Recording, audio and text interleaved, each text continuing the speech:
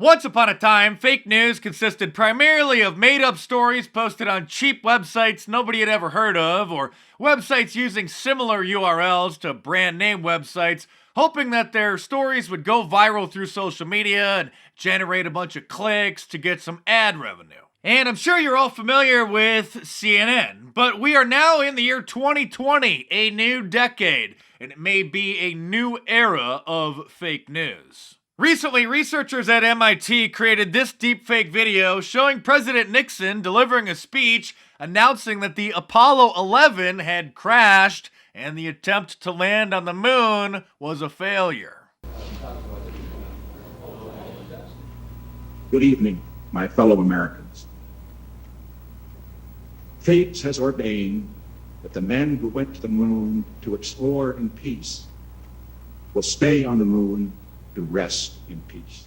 For every human being who looks up at the moon in the nights to come will know that there is some corner of another world that is forever mankind.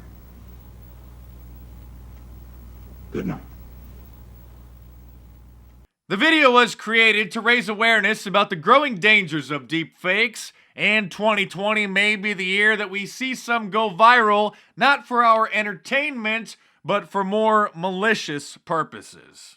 And with various versions of voice spoofing software now available, the ability to make realistic looking and sounding videos can now be in anyone's hands. In fact, somebody recently used a deepfake voice synthesizer to mimic the voice of a CEO of an energy company in the UK and tricked somebody into transferring almost $250,000 into an offshore bank account.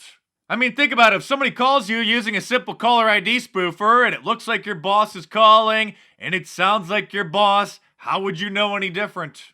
And for over 3 years now, there's been software that can capture your facial expressions using an ordinary webcam and then map them onto somebody else in real time.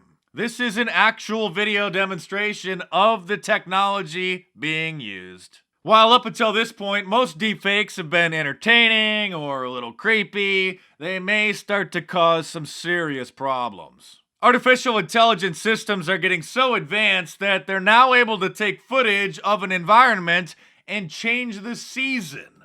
Like this footage taken outside during the winter, and the AI system transforms it into the summer. Other systems are able to take photos of animals and transform them into other breeds or even different species, and the final photographs look very realistic. We're seeing similar technology de-age actors like Robert De Niro in The Irishman and Will Smith in Gemini. At certain points, Robert De Niro's de-aged face looks a little bit weird, especially around the eyes, but for the most part, it looks pretty realistic. This visual effects artist demonstrated the technology by showing a de-aged David Hasselhoff side by side with the original and even restored the color to his hair. A company in the UK created this deepfake showing Labour Party leader Jeremy Corbyn endorsing his opposition Boris Johnson for Prime Minister before the election, and it looks surprisingly realistic. I'm urging all Labour members and supporters